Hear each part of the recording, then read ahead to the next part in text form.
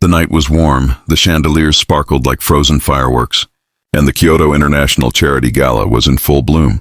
Hundreds of elite guests filled the ballroom, business leaders, celebrities, politicians. Among them was Daniel Brooks, a 42-year-old black CEO of Brooks Tech, a fast-rising American tech empire that had shaken Silicon Valley. Daniel wasn't here for fame. He was here for one thing: a $1.5 billion acquisition deal with the Japanese conglomerate Takashi Global, owned by billionaire Richard Takashi, and Richard had brought someone else with him.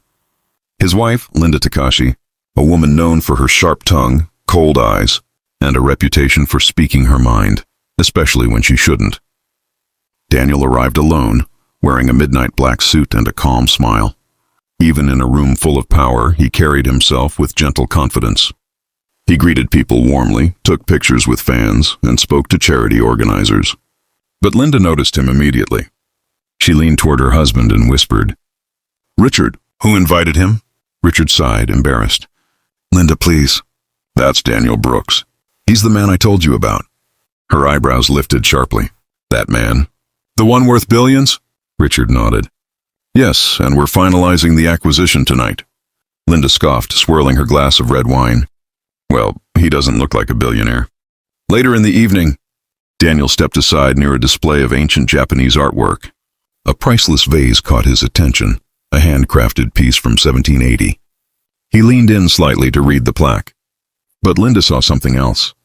To her, it looked like Daniel was too close, like he didn't belong there, like he was doing something suspicious. She marched across the floor, heels clicking like warning shots.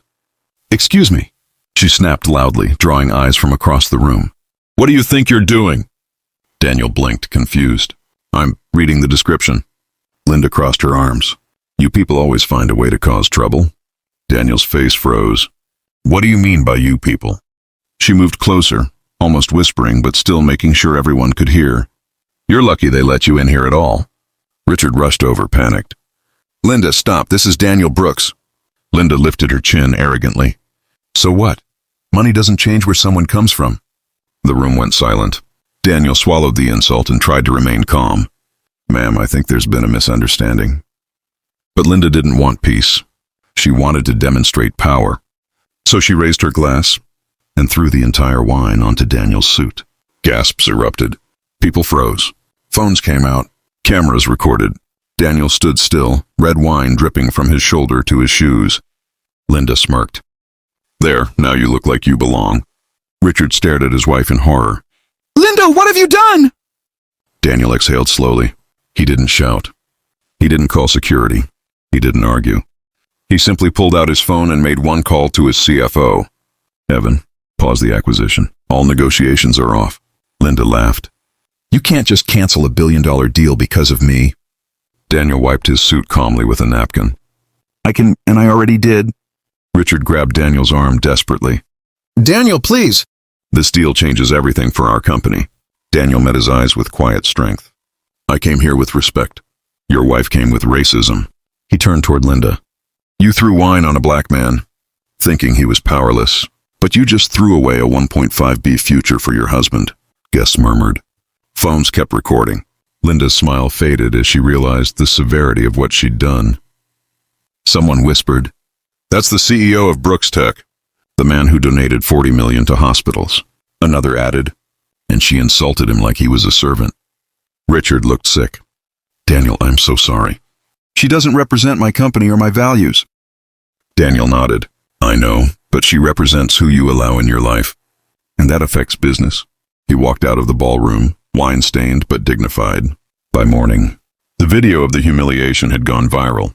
Millionaire's wife throws wine on black CEO. Instant karma. Linda became the most hated woman online. Sponsors pulled out of her charity organizations. Her events were canceled. Her public reputation crashed. As for Richard, Takashi Global's stock dropped 23% in one day. Investors demanded answers. At an emergency meeting, the board voted to remove Linda from all company-affiliated events permanently.